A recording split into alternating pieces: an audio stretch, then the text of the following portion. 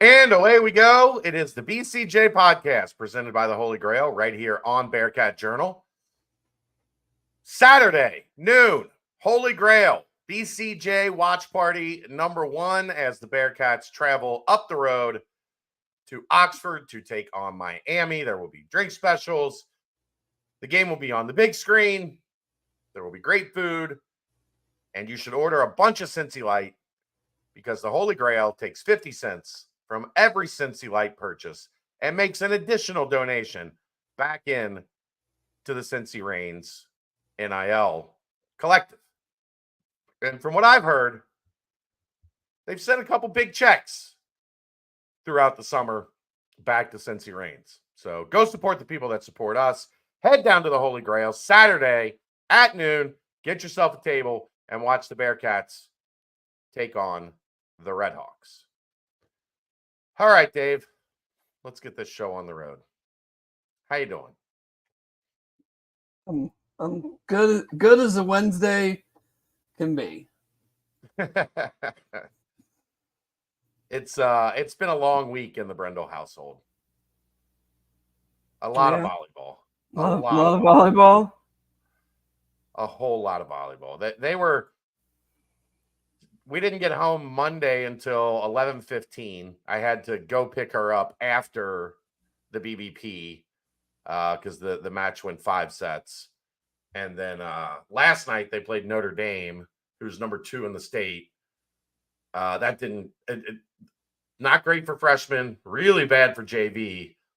Varsity lost in 3 sets, but they were close at least. At least it was entertaining.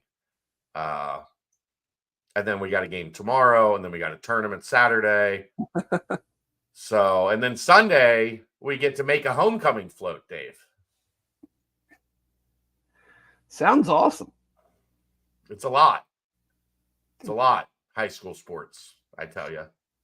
High school sports were not like this when I was in high school. That's for sure. There's a lot to do.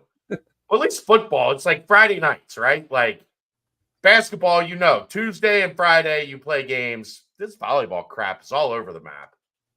It's just constant. But other than that, we're doing pretty good. A lot to get to tonight as we don't really have much else to say about Pitt. You and I have already done a show on this. Me filling in for Jeff on the brunch on Sunday morning. I don't think anyone wants to hear us talk anymore about Pitt. So yeah, it's why belabor the point? The only thing is we had Satterfield's press conference yesterday. I just don't understand, Dave. Like everyone says, we don't ask the tough questions here at Bearcat Journal. My first question. You had a chance to go back and watch the tape. Do you watch the fourth quarter and say, maybe we should have given the ball to our best player a little more frequently to try to ice the game? And instead of a very simple, we look back at it. We got to do a better job when Corey's rolling like that to get him the ball. We didn't give him the ball more because we didn't get enough first downs and we had to punt. And I don't understand that, Dave. No. You get first downs by giving Corey Kiner the football, right? Am I out of my mind here? I'm so confused about how this isn't just a simple, you know what? We looked at it. Yeah, we probably screwed up. We definitely should have rode the horse that got us there to that point a little bit more and iced the game away. And instead, no, we if we would have got more first downs, we would have given Corey the ball more. Isn't that backwards? Yeah, it's a little bit of backwards math. It's like saying, if, not that they're like worse players, but he was obviously playing very well. The other 2 running backs did not have nearly as good of games. Obviously, they got much less touches, but I mean, even in the opportunities that they had, didn't really do much. So it is a bit backwards to say, well, he didn't get the ball more because we didn't get as many first downs when, as you said, you probably potentially could have gotten more first downs had you given him the ball more. thus keeping the ball longer, thus not Right. giving it back to the opponent, and giving them an opportunity to score 22 points in the fourth quarter after scoring 6 in the first 3 quarters.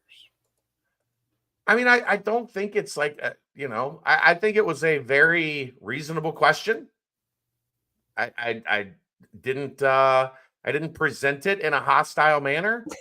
You know what I mean? Like You didn't slam your fist on the table like Brian Kelly did in the post game after week 1. Like, why didn't you get the ball to Kleiner more?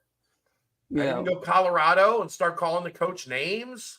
Like, just like give the people something to at least look at and say, okay, there's an understanding of this could have been handled a little better. Yeah, and like I'm one that doesn't, you ask the question, you want an answer. I get that. Like, I'm one that I'm not even really too concerned about if he just kind of said, like, kind of beat around the bush and didn't come right out and say, yeah, we should have. But to give that answer, like, 'cause, I mean, it's not atypical for coaches to, like, not fall on their own swords, Sure. in retrospect. That's not like many guys have dodged the taking fault or however you want to phrase it. But, like, to then spin it in that fashion, that's where I'm left kind of scratching my head. I would have rather just gotten like a non-answer than that, because that just doesn't make sense to me. Right. No, coach, that's how you get first downs. You give it to Corey Kiner. 7.5 yards a carry. You can give 43 me yards on 3 carries in the fourth quarter. You can give me some Butch Jones coach speak, and I'll at least just chalk it up to typical coach speak. But then to say, well, we didn't give it to him because we didn't get first downs, kind of like, okay. That's like, you didn't get first downs because you didn't give it to it. The Bengals didn't score very many touchdowns on Sunday because they didn't get many yards. It's like, no kidding. Or they didn't throw the ball to this guy, or it's just, it's kind of, I don't know. That's a head scratcher. Before we get into Miami, I guess the question is, like, what do you need to see to feel like this thing's not headed off the rails again? Because they didn't have they had some good moments against Towson. There were things that were still like week 1, things that were concerning. These are some things they're going to need to clean up going forward. And then you get to the Pitt game, and for the most part, for 2.5 quarters, I mean, before that drive that was their first touchdown, I think they had 94 yards passing, 94 yards rushing. Mm-hmm. The defense was holding its own. It wasn't great by any stretch of the imagination. It was more than fine. It was fine. It was more than fine. I mean, I'm not going to say, I mean, I thought the pass defense, especially in the first half, was the coverage was quite good. I mean, he had time. Eli Holstein had time to throw. Guys were covered. They were, probably should have had 2 interceptions, one of which might have been a touchdown, Logan Wilson's. Yeah. But, like, they were making PBUs. They were covering guys. He was throwing the ball high. Like, pass coverage was good, not just more than fine. It was good. And while they weren't getting sacks, they were at least getting him off his spot. Like, they were making him move. They were making him a little uncomfortable. Yeah. And then it all went to shit, and all of the things that you are hoping against coming into the season just flood back. Mm-hmm. Yeah. And now you're sitting here in a position going into week 3, the exact opposite of where we were a year ago going into week 3, right? A year ago, coming off the Pitt game, yeah, cloud 9. Like, all right, these guys, this team might be okay. Now you're wondering, forget bowl eligibility, how many wins are left on the schedule? Yeah, with 10 games to go. Matt, I don't Yeah. I don't look too much into this, Matt. Of course the vibes weren't good. They just lost to Pitt in embarrassing fashion. What do you expect the vibes to be? If the vibe, if everybody was in a good mood, everybody would be like, what the hell are we doing? The vibes were good after that, after what just happened. Like, I don't look too much into that. Of course the vibes were. Have you ever been to a coach's show after a loss? It's never good vibes. You ever go to a Mick Cronin coach's show after a loss? I can't say I've ever gone to a coach's show, period. Get ready, because the bus is just rolling over everybody back and forth. Like, oh, yeah. Anyhow, I don't look too much into that. Of course they weren't good, nor should they have been good.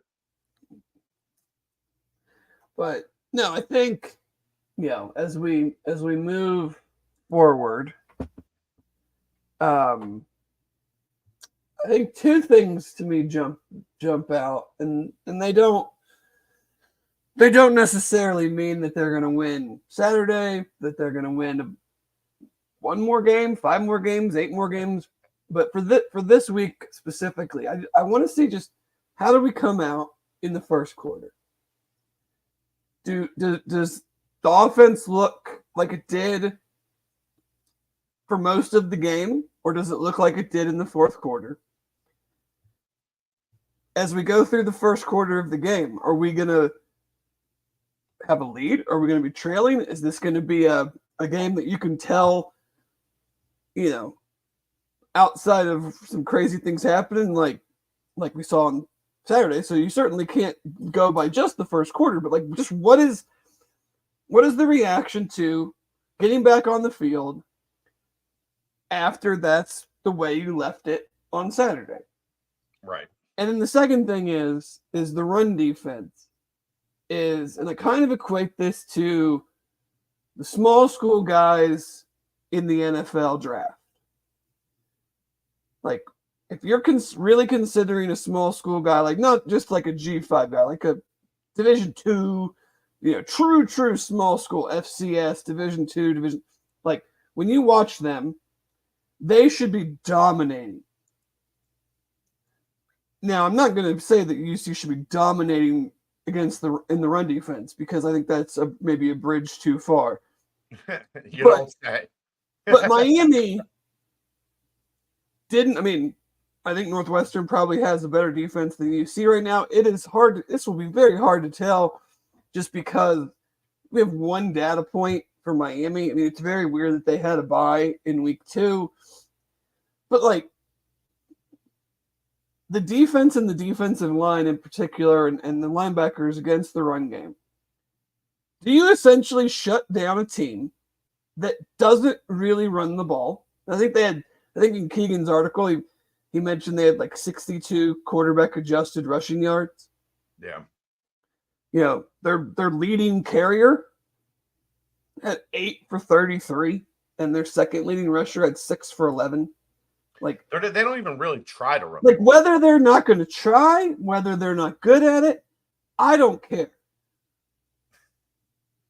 Show me that you can stop anybody running the ball. Because if you can't stop a team that it's not a focal point of their offense, or / they're not that good at it, then I don't really need to see anything else, because I know everything else that's going to happen the rest of this year. Yeah. So how do you come out after the way the last game ended, and how do you stop the run? Because, like I said, if you can't stop it against this team, you're not going to stop it against anybody. Yeah. Not when this game is over, that's the last time we will hear they don't run the ball. And you haven't stopped it the first 2 games. So it's not even that this is going to tell me a ton in the positive. It's really only going to tell me in the negative. Like, if they stop the run, I'm going to say, okay, that's fine, but they should have.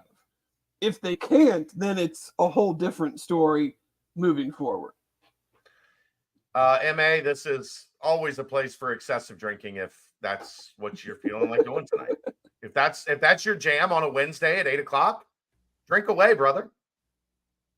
Nobody. This is a judgment-free zone. We're not here to tell anybody how to do anything. I mean, most of our sponsors are bars and alcoholic beverages. So, you know. We have a target audience.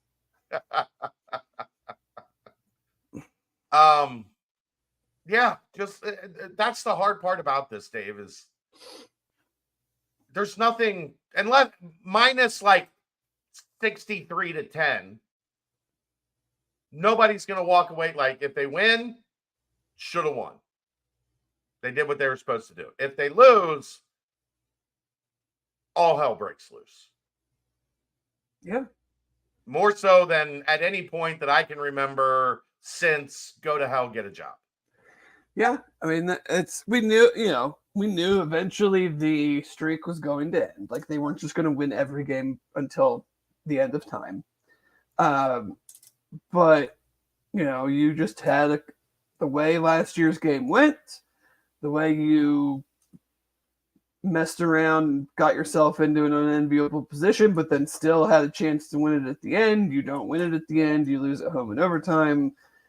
And now you're coming back to their place off of a game that you feel like Pitt made all the plays, but like UC has every reason to feel like they gave that game away. Sure, they marched the ball up and down the field. Right, you can't just give up a 21-point lead in the fourth quarter by the other team only doing the good things. Like your own issues contributed mightily to. Yeah, you're so far ahead. They should not have an opportunity to score on 4 consecutive possessions in the final 19 minutes of the game. Right. Correct. That should be, while not mathematically impossible, there's a reason that after the field goal, they were at like a 98%. Well, sure. Win probability. Win probability. Yeah. Yeah. So, I don't know. There's not a ton to, the analysis isn't real deep, man. I mean, again, they've only played one game, so it's hard to take it real deep. Yeah. I saw somebody put on the board, like Miami's one of only 2 teams or a couple teams in the country that haven't had a passing touchdown. And I'm like, they played one game. Played one game, had 270 yards of total offense, just over 4.5 yards of play. They only gained 45% of their available yards, which means if you start a drive at your own 20, you have 80 available yards. You take all the times where you started your drives and all the available yards. They didn't even gain half of the available yards that they could have gained in the game. Right. I already mentioned the running. They gave up, I want to say 3 sacks, Gabbard threw 2 interceptions. The offense, go again, SP plus, but one data point. I mean, the offense is 127th in SP plus. There's 134 teams in the country. So they are in the FCS range offensively. Oh, there's certainly FCS in Bill's full division rankings. There would probably be more than a few FCS teams ahead of them in offensive rankings. That's just the 127 out of 134 is just the FBS teams. Now their defense is 35th, but we knew they had a solid defense coming in. I mean, they held Northwestern to 13 points. Northwestern's offense for all that's worth is 121st. They've played 2 games. They're 1-1. Their defense is very good though. They're 23rd currently. So the quarterback did run fairly well, but also had 2 fumbles. So I don't know if maybe there could be some things for Sorsby, but then, he mentioned that, we're not breaking secrets. I mean, they mentioned the ankle that was bothering him a little bit in the game. So how much are you really going to run him? If that is any bit of a factor, I would just give the ball to Corey Kiner more and give the ball to Evan Pryor and Chance Williams and lean on my offensive line and beat them with my, I think the pass catch. I mean, UC's offense, Miami's defense was very, very solid last year. They ended up And you winning. see, we had what, almost 500 yards offense? 90 plays marched up and down the field at will.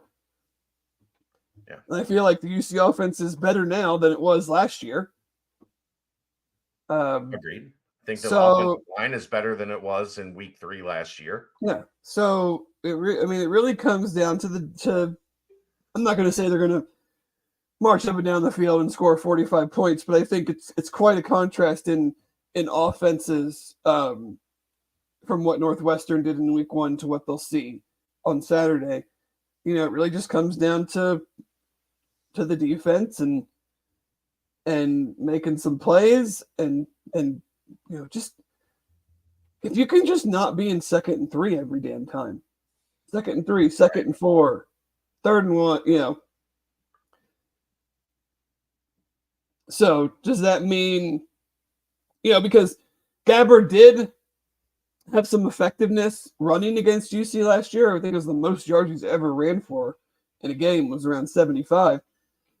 So it felt like a lot of them were like key down and distance. Oh yeah, a guy would just miss him, but like to me that says I wouldn't. I mean, I'm not sure I'm just gonna do a drop 8 thing again. You kind of saw what happened, especially in the 4th quarter, where either Holstein would have too much time and be able to run and pick up a first down, or a guy would get open because he had too much time. And eventually you can drop as many guys as you want. Eventually somebody's getting open. And Dave, that's the part that doesn't get talked about in terms of like dropping 8 or like how much pressure you bring, 3-man front, 4-man front, whatever it is. When you have more guys coming, that means that if he gets away from one, somebody else is close. Because what happened with Holstein was when he got away, if he made one guy miss, there was nobody else coming. So you had to wait for somebody else to break free to then make their way after him. And it's a residual effect of like, you need the quarterback to think, even if I get away from one guy, they're after me. I felt like we got a good amount of interior pressure. I do too. But that interior pressure, when it forced him out of the pocket, there was never the edge guy there to eat him up. Like, that's the whole point of interior pressure, is because if you're coming off the edge and I see you, I can just run away from you and either throw the ball away or just keep running, and I already have a head start on you. You're going to catch me eventually, but I might only need 4 yards. Right. Interior pressure makes you bail, and in theory, you're bailing into another one of our defenders. Well, what would happen was that defender wouldn't be there, and he bails, and then he's just got 10 square yards to either wait for somebody to get open or to run. So they've got to kind of figure out that balance of, and Pitt has, I don't think I'm, talking out of school. Their pass catchers are on a whole nother level than what Miami has. So maybe you feel more comfortable bringing some extra guys because we want to speed up the process. Our guys will be able to cover these guys. We're not as worried about getting beat. So if we speed the quarterback's process up a little bit, then they're still going to be in coverage. And he's either throwing the ball away or he's throwing it into contested areas. So I just don't think through 2 games that the defensive line has shown, outside of a flash here and there, that they can be relied on to really only bring 3 guys on obvious passing downs. Well, and I think that's what happened over the course of the game, Dave, is I think Holstein got panicked early, and that's why he missed on a bunch of those throws, because they were around. They weren't getting sacks, but they were around, and they were speeding him up. But as the game wore on, I think he figured out, if I make one miss, I've got time. Mm-hmm. Like, I'm not in a normal situation where if I make one miss, somebody else is coming real quick to clean it up. And instead, okay, I'm faster than a defensive lineman. I'm faster than an interior defensive lineman or whatever. Right. If I make that guy miss, I'm going to be able to have time to get set and make a play. I don't have to be rushed. Right. I wonder if that's one of the advantages of the iPads, Dave. You know what I mean? Oh, I'm like sure. We're able to show him, like, look, you got away and you sped up, but there was nobody coming. Like, yeah, you didn't have to. You had another second or two to rebalance yourself and to reset yourself, like, for sure. Because before it would just be like still images, right? But now you can run a whole playback and see, like, okay, this is what you did, but this is what happened, kind of around you and after you did what you did, and you can see, like, you didn't have to make that throw yet. Because he's certainly got a lot more ballsy as things went on. Yeah. Where, like, when he would get away, he wasn't looking to run. He was keeping his eyes up, and he was finding guys that, those late developing crossers or guys rerouting once he gets out of the pocket, things like that. And then you're putting your DBs in a bad situation because they're spending, 6-7 seconds trying to cover guys, and that's never going to last. So, no. And the concern is that is something that Gabbert can do. I'd be surprised if we see him running as much as he did last year. I mean, he could, but it's just not in his. Well, I think you just have to, just like Holstein, like, if you're gonna let him, he's going to. Mm-hmm. So, I mean, he wants to throw. They want to throw. But if you're going to just let him, he's not going to throw the ball into coverage. I mean, he's going to run. If you've got everybody covered and they're still covered, eventually he's got to make a quarterback has to make a decision to either throw it away or run. And he's going to run, just like, especially last year. It was a lot of, there was not a lot of replacing of. I remember just a bunch of times where it felt like the edge would force him up, but there wouldn't be anybody to force him into, and it would just be kind of like up and then out the door because there was just nobody there, and he's like, how can I not run? Like, I don't care if guys might be open. Like, I literally don't see any opponents anywhere near me, so I'm going to run. And the ones that are in the vicinity have their back turned, running the other way. They're covering guys. They have no idea that where I'm at. Randy, I would disagree with that statement a little bit. I don't think the defense looks about the same because they're not, to date, giving up a lot of stuff over the top. Like, that was ultimately what broke the defense last year, I think, because if you go back to beginning of the year last year, the run defense was actually quite good, but they continuously got beat on third down. They got beat over the top, and they were, until the wheels fell off, they were outstanding on third down Saturday. Yeah, they were really good. They got off the field quite a bit. That didn't happen at the end of the game, unfortunately, but I think the defense has shown signs of improvement. The pass defense has been much better outside of everything falling apart in the fourth quarter. But we knew the run defense was going to be bad. Or we anticipated that the run defense was going to be bad. The pass defense, like, I mean, I pretty much alluded to, like, you can only expect guys to cover so long for so long, so many consecutive plays like that. Like, they have to work in tandem. You have, what is always said, like, corners look better if you are getting to the quarterback, and the line looks better if you've got really good corners that can buy them a little bit of extra time. Like, right now, the corners are playing good, but the line's not buying them. The line's not forcing the hand of the offense. And you know what a pass eventually, rush like creates, Dave? I can run around out there at wide receiver all day.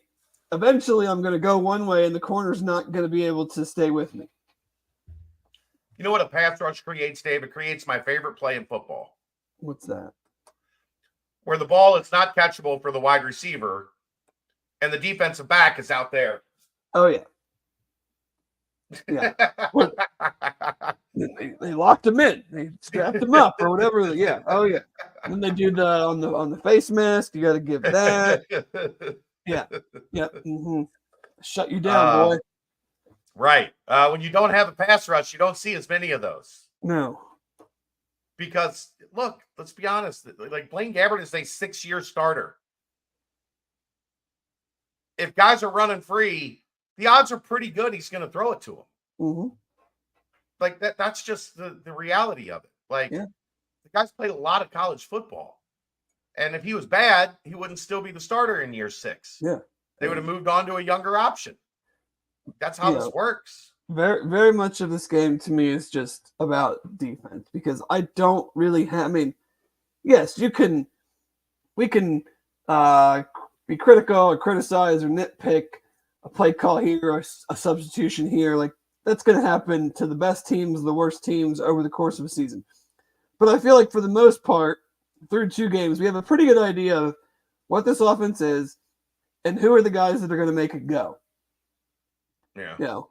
I think we've gotten some questions answered as far as, okay, we think Xavier Henderson is good, and we think Joe Royer is good, but we didn't really know anything about the others. I think the others are pretty good too. I think there's been a step up in the others from what we saw last year.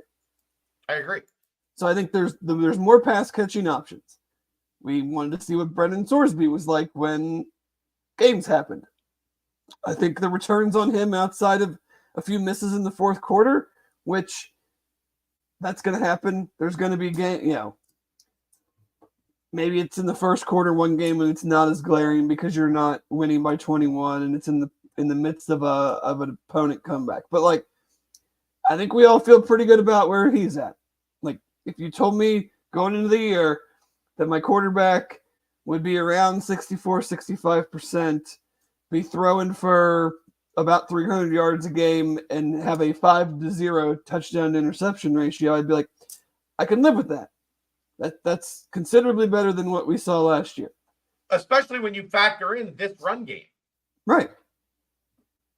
And I think excellent. I think the offensive line had some problems as the game went on with what Pitt was doing, but in the past game, but Pitt is probably one of the 5 to 10 highest pressure teams in the country. You're probably not going to get a ton of similar looks to that moving forward. You obviously are hopefully going to get Philip Wilder back soon. And you just, for the most part, I think we're pretty happy with what the offensive line is doing.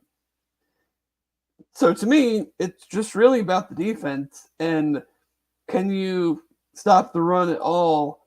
And in so doing, and again, that's the other thing too. When you can't stop the run at all, on the pass downs, it's very hard to generate a pass rush because it's not 3rd and 13. It's 3rd and 3.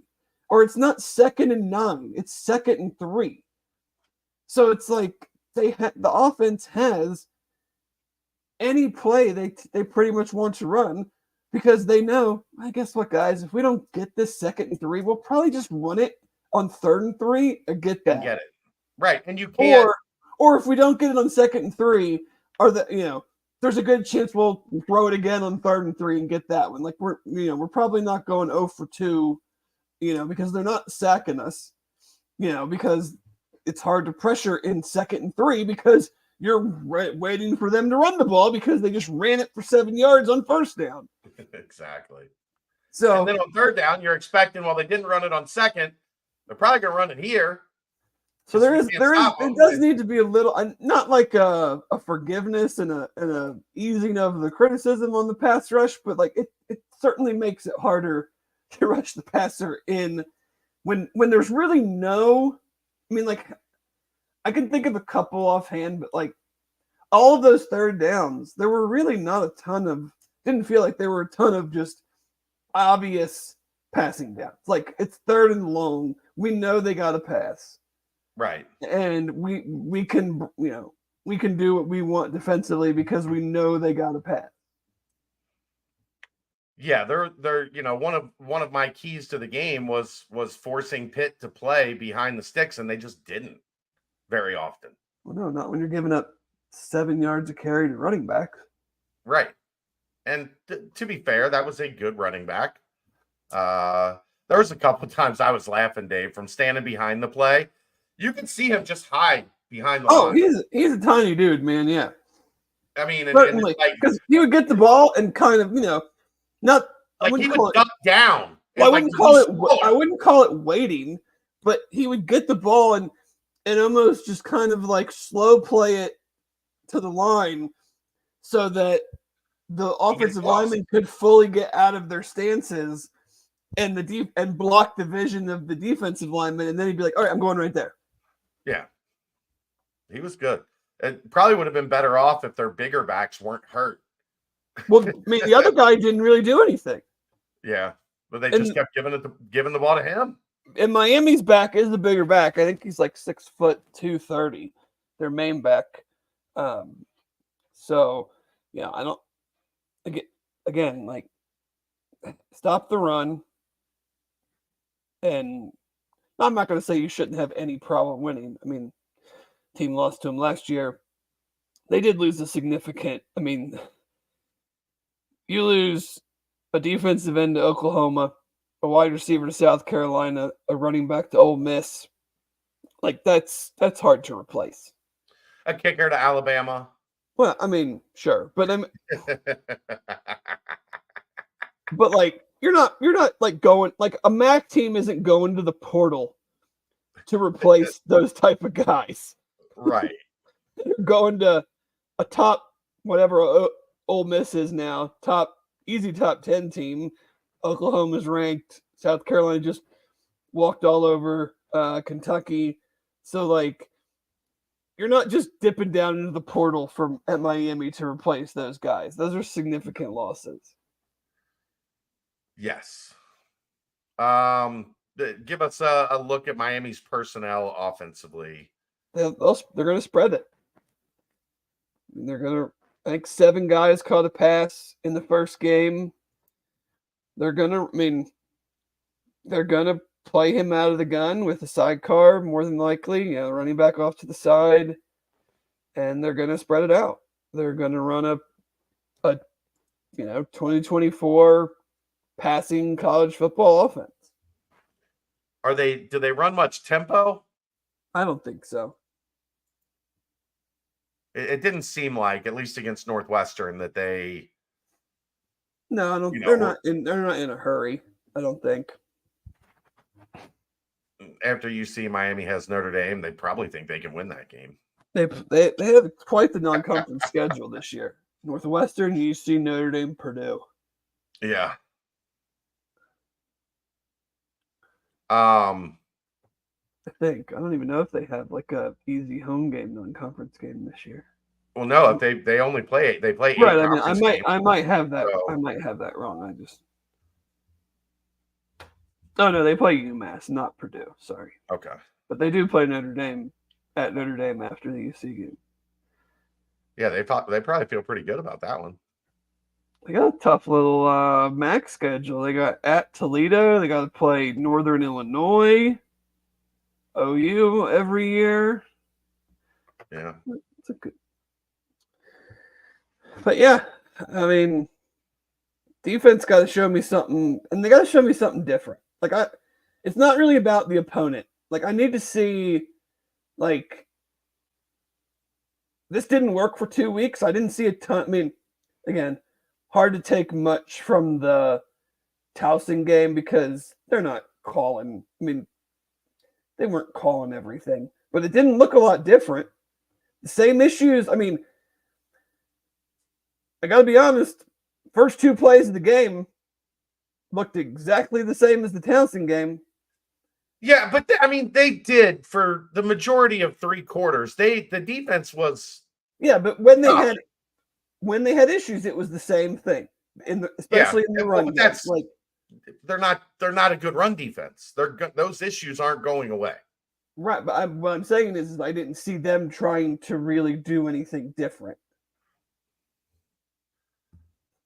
to try to change it. I mean, we talked about the same stuff. It felt like and they couldn't tell us we're dead wrong, and that's fine because I'm watching it from the stands. I'm not combing through all 22 tape or any. Like it felt a lot of the same edges coming down, linebackers not filling behind, running back just kind of glancing off tackle for 6, 7, 8, sometimes more yards. Kind of the exact same thing in the Townsend game. They did talk about something that is also why, like, when we were doing the preseason shows, like who's going to be your MVP, and a couple guys went with safeties, and I expressed my concern of having your safeties be the guys that rack up a lot of tackle numbers, because you know what they talked about a lot this week, Dave? Well, the safety came down and didn't make the play. Yeah, because the safety is screaming in from 12 yards away, trying to make a play on a guy on a balanced ball carrier. Right. Why is has to make one move? And if you're relying on your safeties, they are occasionally going to get beat. And when they occasionally get beat, there's nobody behind them. So if you're going to run a defense that puts that much pressure on your safeties, you are going to give up more big plays than you want. Even if they tackle great. Right. They're tackling the guy 6 yards past the line of scrimmage. And if they miss, he's got 20 before the defense can rally. Why are we being reliant on our safeties in the run game? I don't know if that's the nature of this version of the 3-3-5, because you don't have that. I know it's usually like and everybody's trying to find that hybrid, whatever that can play the nickel, but at least that body is at the line of scrimmage predominantly, where if you're, that's the thing about this version of the 3-3-5 is that it's essentially a stack. And what you have at the line of scrimmage is 6, period. Because your corners are out wide, your linebackers and your D-line are right there, and your safeties are behind them. Now, you might walk a safety up, but he's still probably going to be behind the linebackers. Yeah, he's far more often than not. 7 to 10 yards off the ball.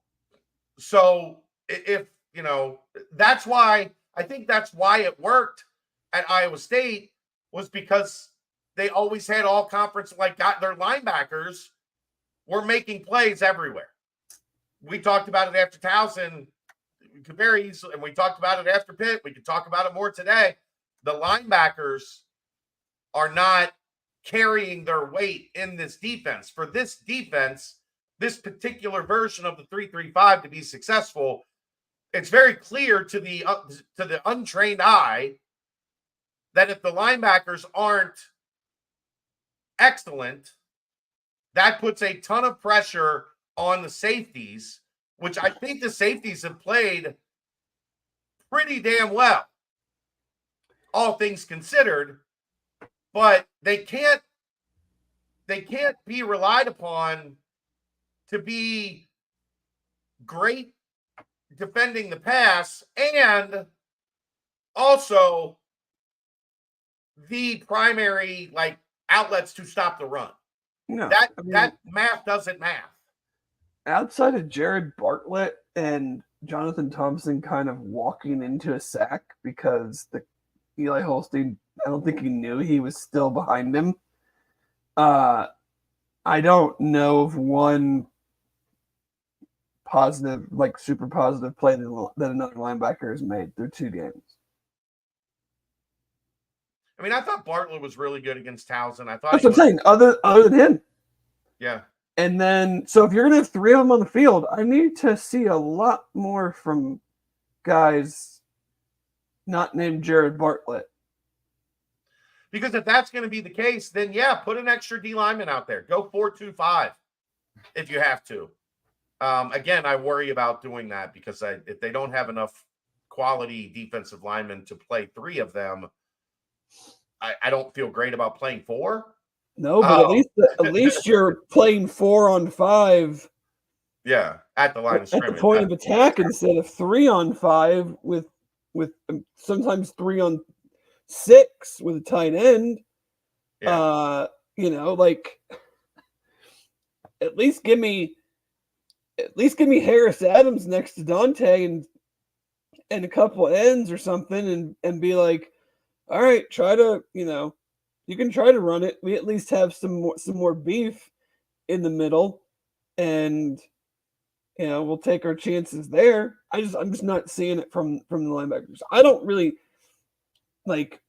have a problem with the scheme. Like, I know everybody wants to jump on the 3-3-5. The scheme looks like shit because guys aren't making plays. Right. This is also it's about players. This is also the same exact defense that UC went to the defense. They went to the playoff with essentially. No, I'm talking about Tyson Bites defense. Iowa State, yeah. It's the best defense in the Big 12 over the past 7 years. It is not the 3-3-5, people. It's not, I promise. But Dave, I don't know what it is, but everybody hated it when Marcus Freeman was here, and they were a top 10 defense in the country, and everybody was complaining about the 3-3-5 every time they gave up a 5-yard run. Yeah. I mean, they went to it to stop UCF. Passing. Yeah. And it translated for the most part. Like, I mean, if they'd have ran a different defense, would they have beat Alabama? No. Of course not. So no. They could have had 6 defensive linemen on the field, and Bama still would have ran it down their throat.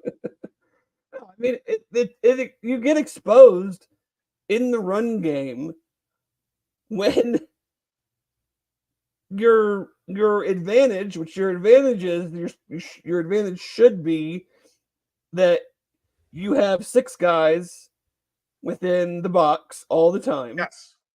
So you should never be at a disadvantage in that regard because, I mean, most teams are not putting 2 tight ends. You're not 5 offensive linemen, 2 tight ends. So you should be at an even more times than not at worst. Right. But for whatever reason right now, what the defensive line is being asked to do isn't syncing up with what the linebackers are doing or vice versa. And yeah, it looks real bad when everybody gets either sucked in or spread out. So, I mean, that's what they got to figure out. And yes, maybe they don't have the guys to run that right now, and maybe they do need to go, but they're certainly not going to do that after 2 games. No. You're not going to bring a guy in who this is the defense that he's ran and who his not press, but the defensive coordinator at Iowa State who has had very good success with it. Like, they've run this defense for years. They're not going to scrap it after 2 games. No. And, Iowa State had trouble with it the first year that they ran it. And then it took off and became the most consistently good defense in a league that at the time was considered basketball on turf. Now, there is an argument that the league has changed drastically since then. So for sure, it might not be a great defense to run as your base in the league anymore. But that's an off-season conversation, Dave. Yeah.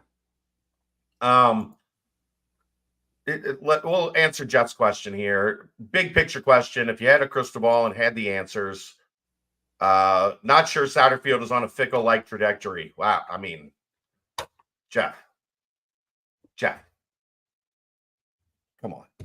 So we're not sure a guy is on the trajectory of going to the college football playoff. Nobody's sure of that. That like everybody has that question, Jeff. That's why we're all upset right now. I don't think there's probably like a considerably higher than 0% chance that UC never goes back to the college football playoff as long as college football is played. Right. Like holding anybody, like being like, I'm not sure if he's going to be the best coach we've ever had and done something that no one else did.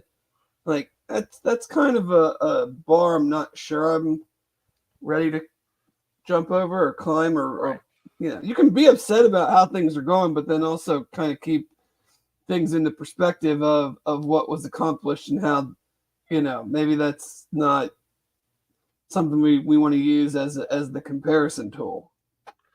What needs to happen in the next 18 months to get on the Fickle trajectory? Win. It's that win. Figure out a way to be competent on offense and defense and figure out a way to win. You know why Fickle was on that trajectory?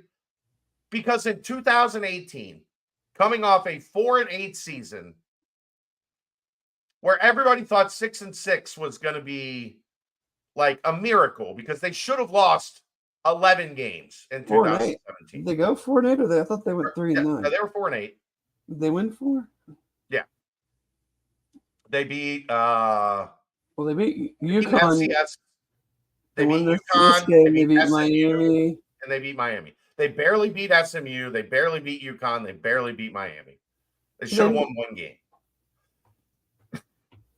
But you know what he did in 2018?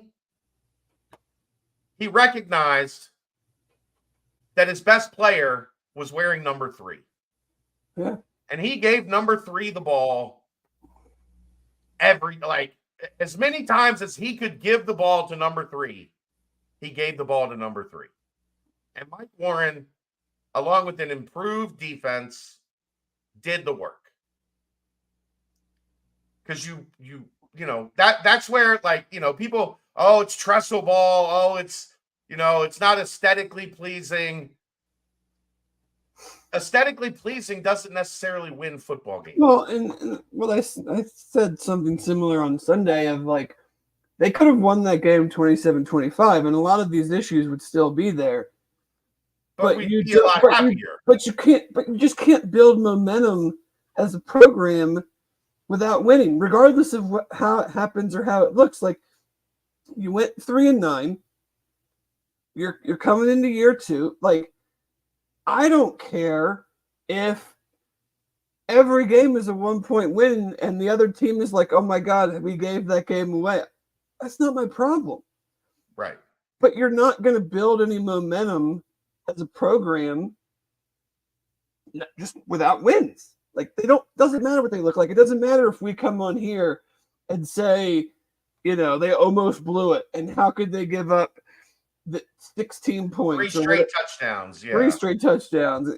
None of that matters because in that locker room and in that facility, they're building off of a win and they're building momentum off of a win. And the attitude is changing and the mentality is changing.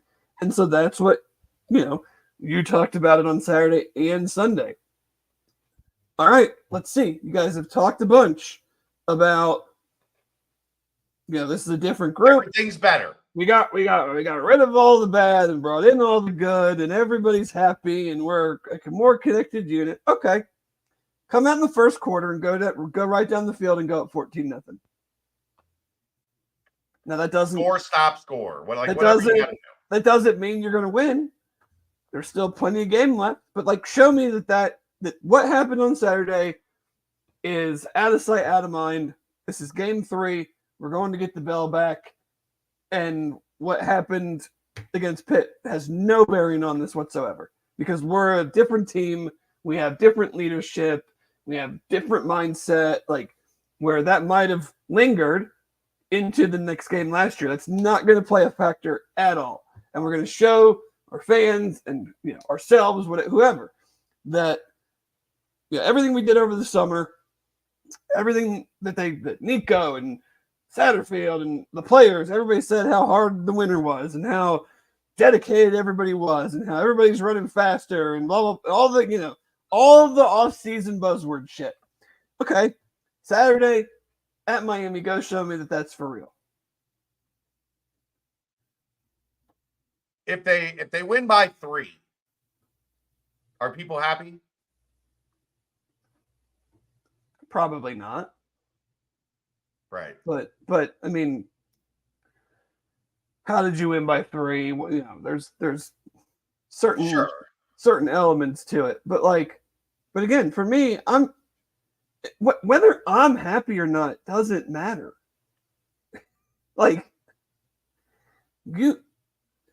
The program is bigger than whether I'm happy or satisfied, or whether a fan is happy or satisfied by the performance. The program needs to move forward and gain traction regardless of if the result makes me pleased.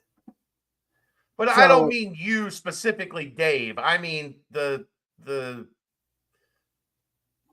collective of the fan base, because I talked about that. I have enough things in my own head. I'm not going to pretend to care what anybody else takes from it. I'm happy if we win by 1 at this point. That's just the way I look at it, though. If you have to start, they're rebuilding this program in the Big 12. Say whatever you want. Don't like him, or done with him, not done with him. It doesn't matter. They have to do what they feel is best, moving the program forward, and you can't do that with losses. So, you have to move forward, and you got to try to just stack wins. Ron, we know beating Miami doesn't solve anything. Losing to Miami is, I don't know how you recover. There is still room to recover from losing to Pitt. There is room to recover. You have to win games, but there is room to recover from what happened against Pittsburgh. You beat Miami, you beat Houston, you go to Texas Tech. Texas Tech is not very good. You give it a shot there. Maybe that ends up 50-49 or whatever. But nobody is saying that beating Miami answers any of the questions. No, I just laid out about a 10-minute conversation about how if you stop them running the ball, it's not really going to tell me anything about stopping the run against any of these other teams in the Big 12. But if you don't stop the run against Miami, then it's going to tell me a ton about what the next 2 months are going to be. Yeah. Yeah. Has Sod ever had a winning football team? Yes, he's had many of them. We're not doing that, Sam. Come on. That's for your Twitter account and your 14 followers.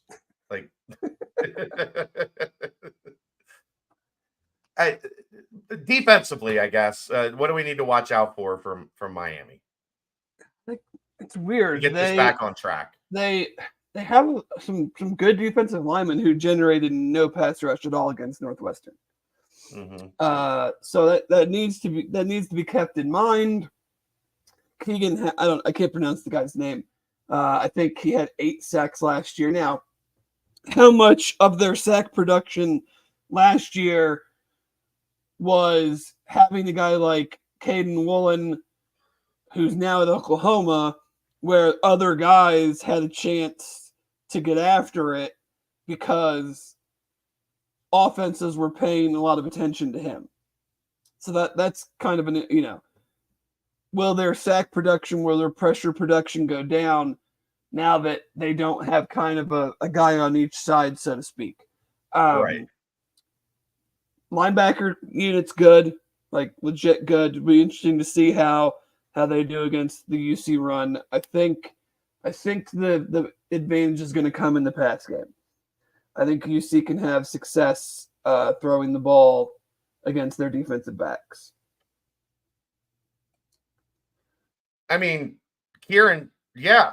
aside from Connor Bartlett and Godfather, is there any player we can expect to have a big game? Yeah. Brendan Sorsby, Xavier Henderson, Joe Royer, Jamoy Mays, I thought showed a lot. Jordan Young has been good in 2 games, I think. Yeah. So playing the run and the pass.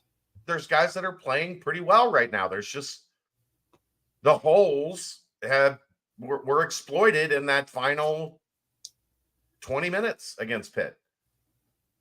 And that's the unfortunate part about it, Dave, is it erases 40 minutes of guys, most of the team playing pretty damn well.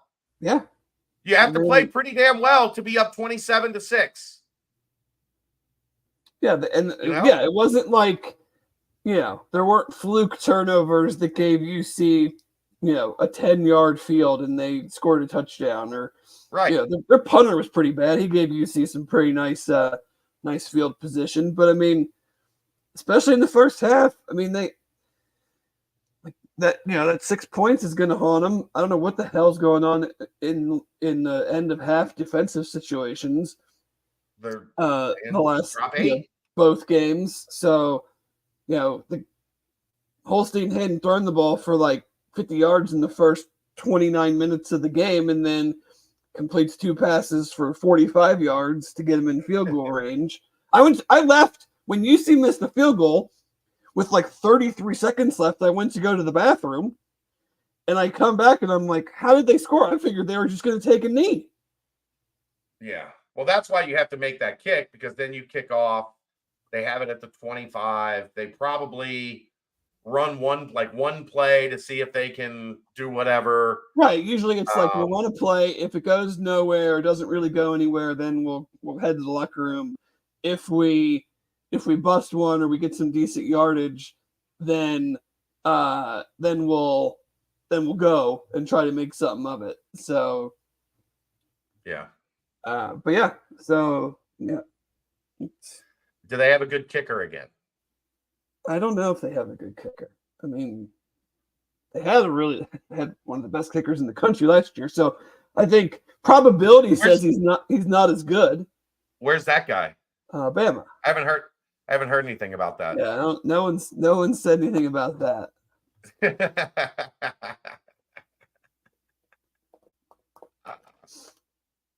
Oh boy. Are you going? No.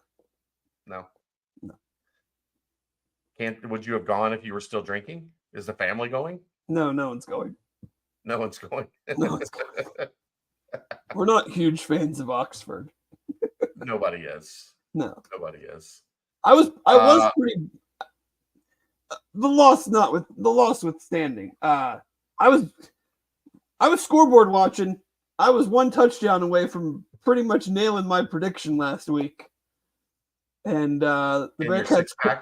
No, in the UC pick, I said 34-24, and I'm like, man, if we can get one more touchdown here, I'm looking good. 34-25. we never quite could. They didn't give the ball to 21. Nope. What are you feeling for this one, Dave? I feel like it's gonna be low scoring, which scares me. Low scoring. You think they're gonna score a bunch of points? Nope. You think UC's gonna blow them out? I do. I mean, that would be nice, but I relative to blowout, like, yeah. I'm gonna go. I think I'm gonna stick with the 34 on UC's end and go 34-20, 34-17. Did I get 34-20? I think that feels. I mean, they scored 6 points against Northwestern. Northwestern's got a good defense. Yeah, 34-20. I gotta see. I guess I'm in that kind of like I gotta see that even though I'm not real big on the Miami ground game, I got to see them like stop somebody. Somebody. They didn't stop Townsend. They didn't stop Pitt. Like stop somebody. So I'm gonna go. I'll go 34. Well, no, wait. Means we kick 2 field goals. Yeah, I'll go 34. Yeah, I mean, the thing about the field goal thing is like if you get their strength is the red zone. Like that was definitely their defensive strength last year. Last year, yeah. You would think they're still going to be pretty good in the red zone this year. So there are probably going to be a couple field goals, at least field goal attempts from Cincinnati. Which we need some better red zone beaters, man. We're still like, it just still feels like it gets bogged down in that. Yeah, I agree. I think a lot of Satterfield's strength as a play caller is open field, right? Mhm. Getting guys in space, finding space, and making things happen. And that in the red zone, there's not a whole lot of space, right? It's difficult to scheme up space when there's less space. You're not stretching corners. I also just don't. I mean, I'm just, regardless of who the team is, I'm just not a huge fan of these offenses when they get down into the red zone and you're just starting your running back at a dead stop, standing next to the quarterback. It's a little better in the UC offense with the pistol, with the wide zone stuff and the pistol, but like the defense has like they're not afraid of you going behind them, so they're always playing forward a little bit more once you get down there. And I feel like we just get, we've seen botched snaps, botched handoffs, guys in the backfield. It just feels like it's a little more convoluted. So when you start your back in those type of spots, it just doesn't jive with me as the best way to run red zone offense. To me is like man on man power football, and I just don't see it when we're down there, or other offenses either. I mean, Kieran, I have a question. Are you a member of BearcatJournal.com? Like, are you a subscriber to the website? I'm curious. Just curious. We'll have that conversation when you answer the question. They have a red zone back, Randy. Corey Kiner. You know why Victor Dawson got a lot of carries in camp? Because they were resting Corey Kiner. To, in theory, use him. They have a first down back, a second down back, red zone back, a 2-minute back, a 4-minute back. Like he's all those things. Kieran, there's nothing. You're bad. I'm just curious because Kai Stokes is a name that we did not talk about much. Like he's gotten a bunch of run on. I know, but a lot on third downs. Yeah, but I'm saying he was not a guy that was flashing a lot in camp. No, it was a lot of the guys that have been playing the majority of the snaps, whether it's Minkins, Canteen, Sanks, Miller, Logan Wilson. Right. Those have been kind of like, and we've had conversations about Stokes on like need to see a little, if he's gonna move up that pecking order and force his way onto the field, he's gonna have to start flashing a little more. So that's why I asked. That's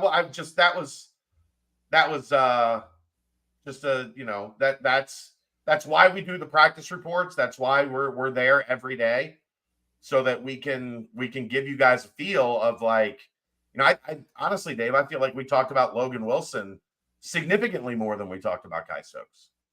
Oh yeah. And Logan Wilson has played pretty good when he's been given the opportunity. Yeah.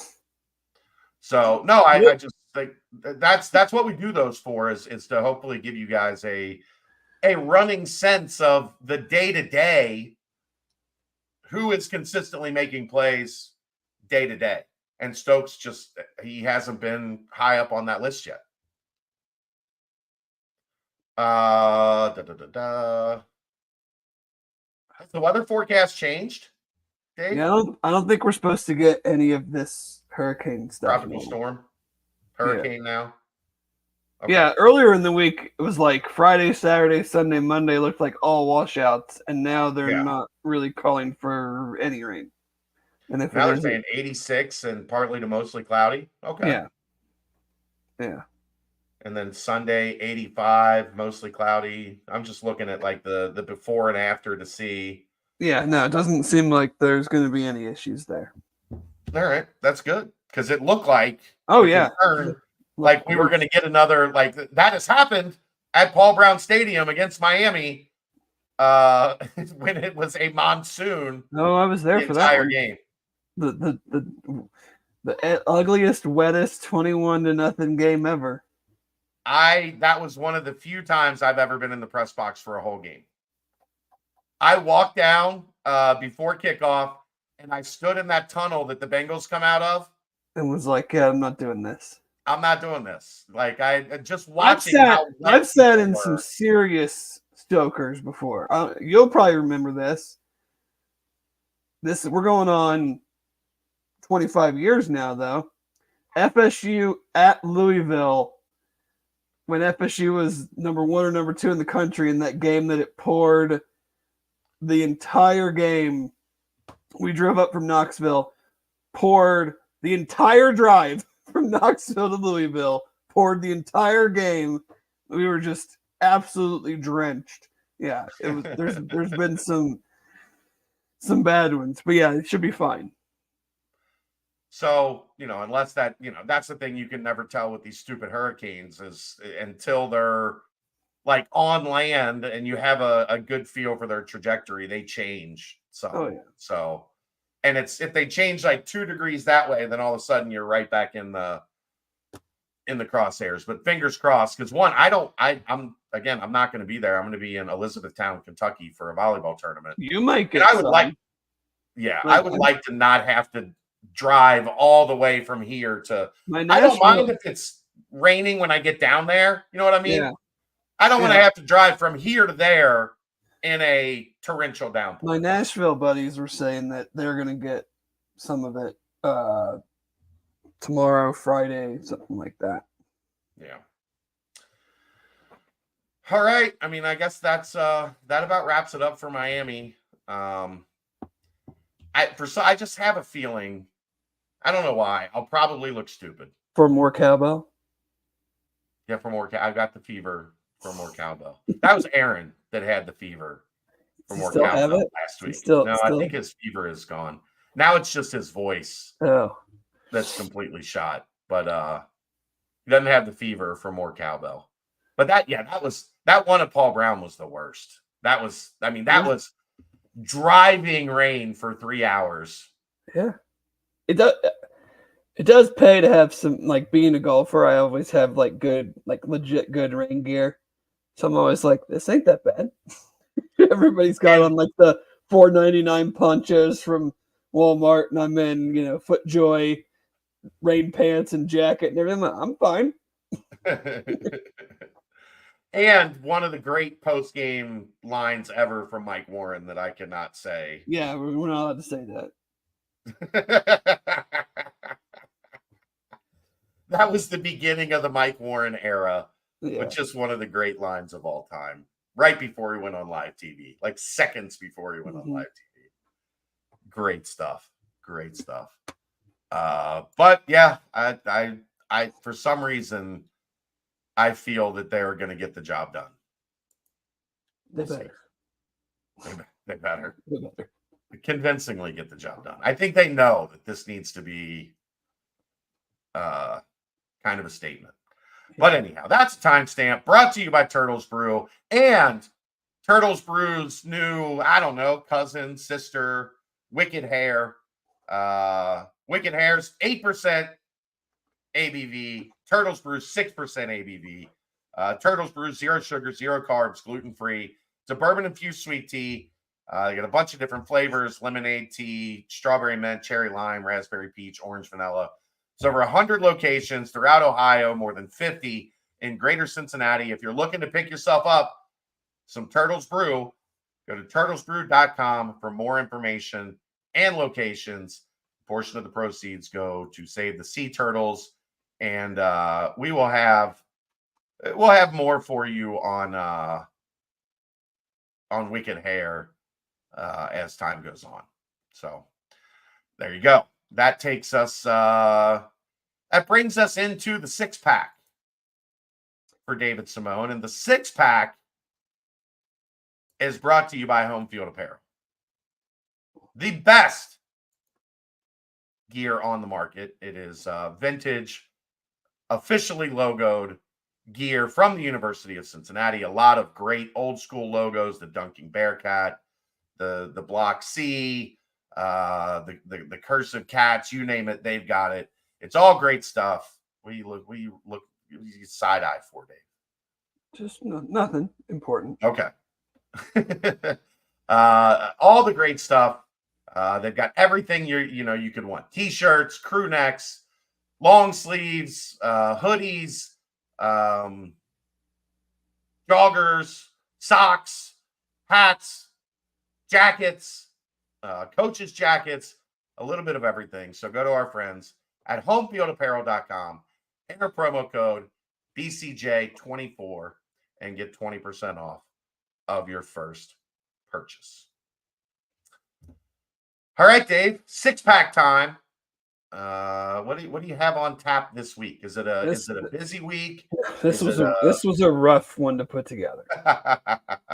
There's not a lot out there that which feels like that means we're gonna get like some craziness. That's usually what happens, when it's the win. What are we gonna watch this week? It's the craziness, and when it's the slate that is stacked with ranked on loaded. Man, ranked on ranked. Yeah, you need 2 TVs, you need 3 TVs. Yeah, so I'm going to start Friday night. Now, there's a couple. I say this. There's a couple Big 12 games that I would have made the list if I wasn't trying to keep Big 12 games off the list. I mean, you don't have to. Technically, Arizona Kansas State is not a Big 12 game. It's a prearranged non-conference game that they're now keeping as a non-conference game. That one definitely would have made the list. But I'm going to start Friday night. UNLV at Kansas, 7:00 ESPN. Most people listening to this know at least something about Kansas. Interested to see kind of how they bounce back. Lost to Illinois. Jalen Daniels not have a good game. Not good. I'm more interested personally in UNLV and Brennan Marion, their offensive coordinator, who essentially, this is not like a new thing. He's been a wide receivers coach at Texas, pass game coordinator. He was at Pitt the year before that, but young guy has developed what he calls the go-go offense. They've got some very solid players on offense, transfer quarterback, put up, I think, 70, 77 week 1. So I'm interested in seeing their offense against Kansas on the road. If they win this game, I would put them in kind of that group of potential need to start talking about that G5 playoff team. Then we'll go Saturday, Alabama at Wisconsin, noon, Fox. I'm going to be 100% honest. I don't really follow former UC coaches. I have enough to follow. All I know is that the first 2 weeks, I don't think have gone swimmingly for Coach Fickell. They've been quite closer than I think their fans would hope. So now Bama comes to town, will be an electric atmosphere for sure. But where does this game go? Does it get ugly? Does Wisconsin pull the upset? Is it close? It's just an interesting game to see how that plays out. And staying on Saturday, noon, ESPN, Memphis at FSU. I mean, is FSU just going to go 0-3? Memphis is good. They are good. They're probably a good Memphis team. I would say them, Boise State, a couple others. Is the Heisman front runner at Boise State right now? Hell yeah, Ashton Genty, baby. Called that out 2 weeks ago on the brunch. Yeah, that dude is real. Because he put it on Oregon after he had the 6 touchdown game against Georgia Southern. Yeah. That guy's a dog. But like, is FSU going 0-3? It's possible. It's very possible. I mean, you lost to Georgia Tech and Boston College. It's not like you opened up with USC and then lost to Clemson. Right. Right. So, yeah. Are you taking Memphis? I don't know what the spread is. It's just an interesting game to me. Okay. Then we're gonna go Peacock exclusive. You got to have the cock for this one. 3:30 Washington State at Washington. Apple Cup. Good to see they're still playing. Both teams 2-0. Washington State has scored a bunch of points so far this year. Hopefully we get maybe some fighting, some hostilities, some you guys left us and ruined our program. Just some good old-fashioned hate between two longtime rivals. We're going to go Saturday, West Virginia at Pitt, 3:30 ESPN2. They should play every year. It's a great rivalry. Like, West Virginia beat Albany up pretty bad, but I think there's still some questions for them defensively. What does Pitt look like after what happened in the fourth quarter? Just a fun game if you've got nothing going on, and there's not a ton to choose from. The backyard brawls. Oh, I don't like either school, but the backyard brawls. No, it's a great game. And then we're gonna finish. That's a rivalry. Cincinnati Pitt. It's not a fucking rivalry. No, not at all. The backyard brawl is a rivalry. They hate each other. When you're seeing Pitt play, it's like, I remember you. Yeah. Hey, I remember that guy. It's not a rivalry. Quit calling the Pitt game a rivalry just because they built a damn trophy. I mean, there is the conflict trophy. I mean, that is a rivalry. That is a rivalry. Anything Bob Diaco's crazy ass. Yeah, for sure. And then I'm going to finish it up Saturday. Colorado at Colorado State, 7:30 CBS. This is really just about like masochism. Just Colorado in full meltdown.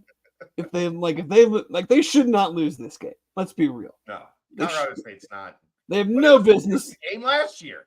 No business losing this game, but they do not. I mean, did not look that. I mean, outside of Travis Hunter just being unbelievable, didn't look that great. Week 1 in a win at home. Certainly did not look good. I mean, doesn't really appear like their offensive line issues have been fixed. Now we'll see. Was that more of a Nebraska thing than a Colorado thing, or are you going to see the same thing against Colorado State? I don't know. But yeah, love him or hate him, it's kind of become must-watch, TV to see what happens to Colorado each week. Yeah. Randy says Wisconsin follows the Alabama game with USC and then Purdue. Purdue doesn't. The USC part could be a problem. Yeah. since they apparently know how to play defense now. The portal was much better to them this year. Well, did you hear what one of their players said? No. I guess last week they played a whatever team after playing LSU, yeah. and I think shut them out. And it's like the first shutout in God knows how many years. And one of the reporters asked one of the players, they're like, "What's the difference with the defense this year to last year?" And he goes, "We have better coaches now."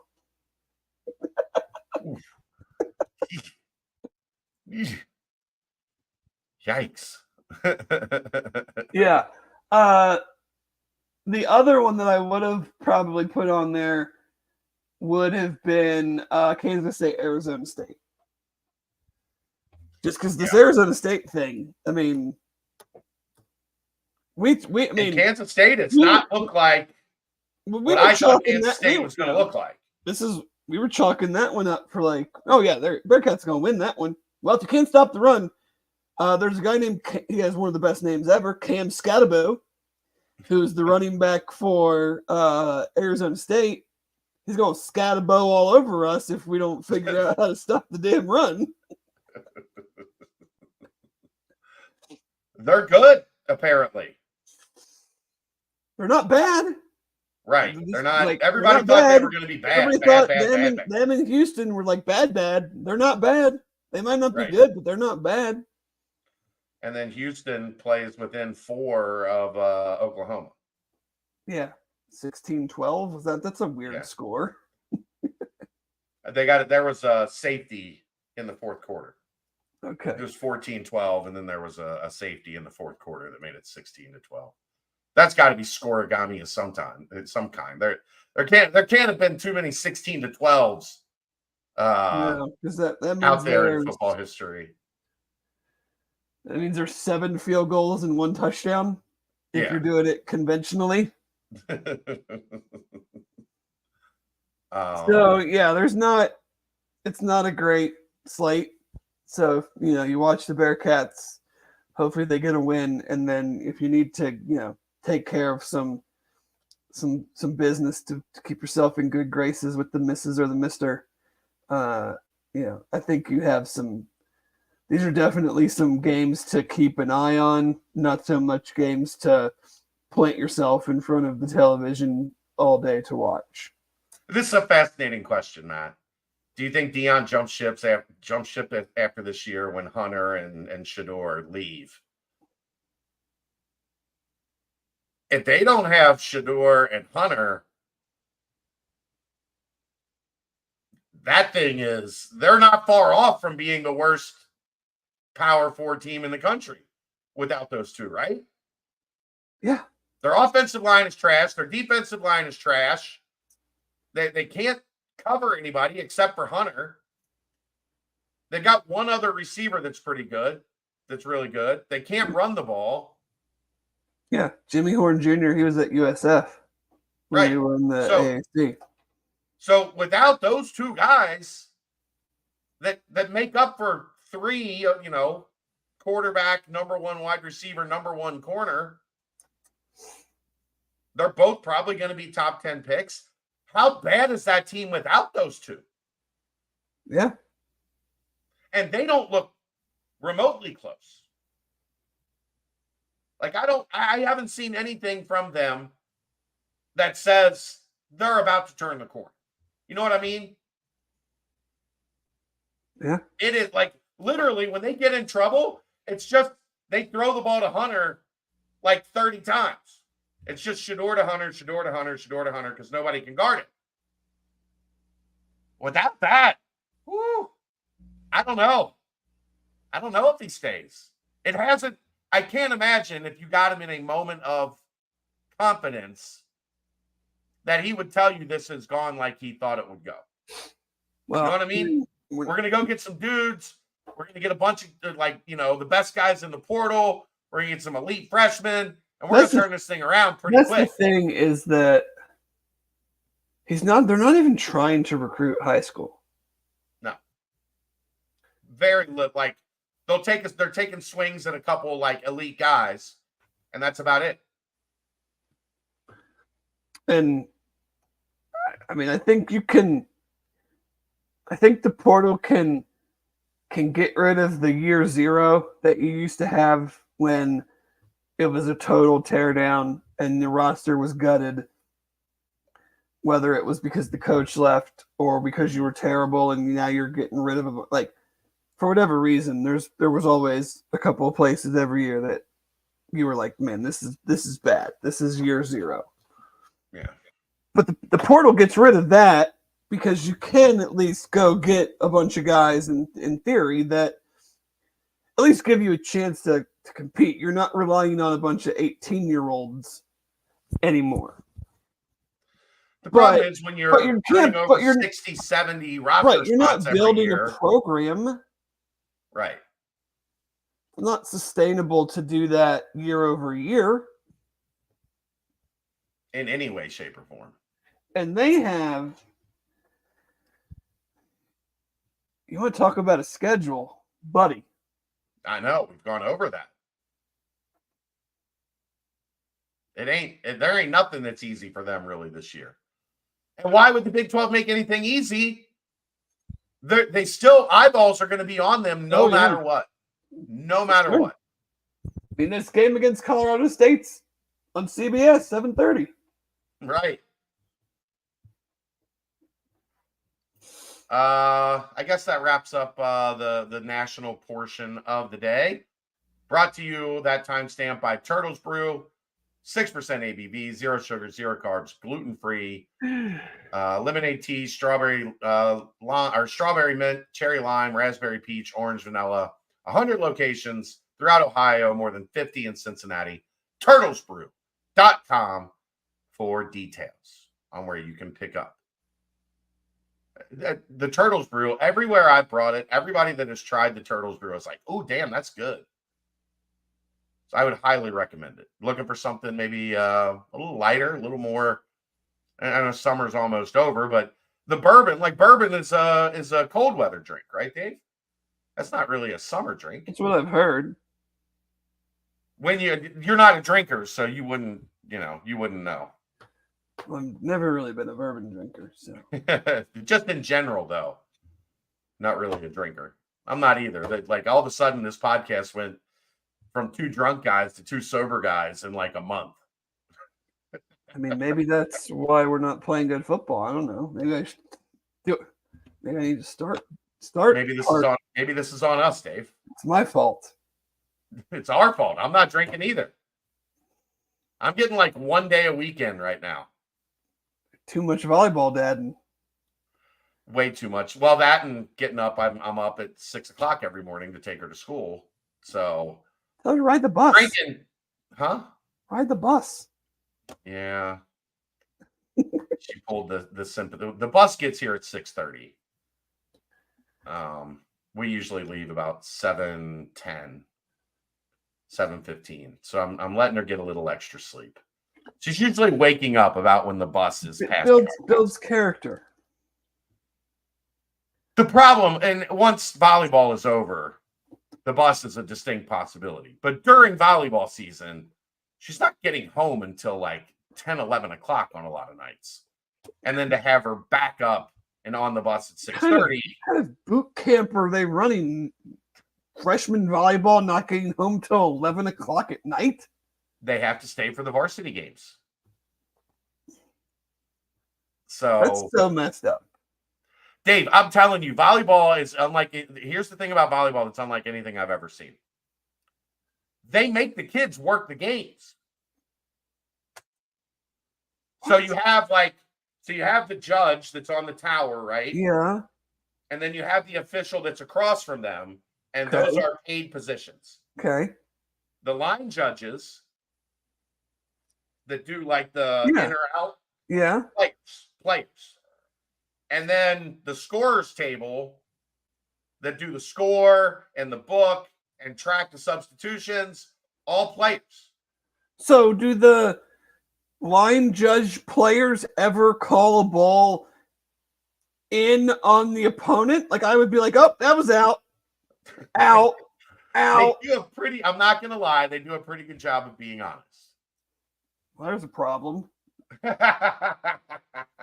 But yeah, so they have to, like, it's mandatory. That's so wrong, man. I remember like basketball, there was always the bus, and if you want the freshman bus, if you wanted to leave after your game, a bus would go back.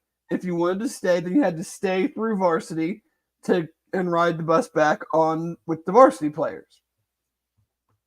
No, it's